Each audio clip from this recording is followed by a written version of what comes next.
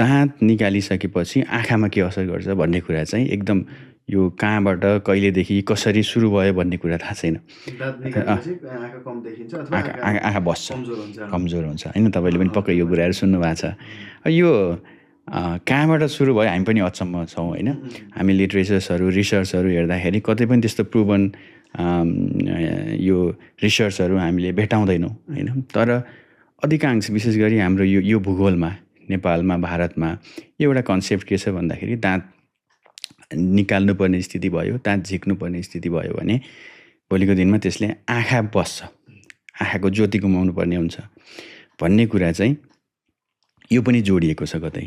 अब यसमा चाहिँ यो हाम्रो कार्यक्रम मार्फत म आम दर्शकहरूलाई के कुरा स्पष्ट पार्न चाहन्छु भने दाँत सकभर फाल्ने अङ्ग त होइन होइन, बचाउनु नै पर्ने हुन्छ। अब हाम्रो शरीरको महत्त्वपूर्ण अङ्ग हो।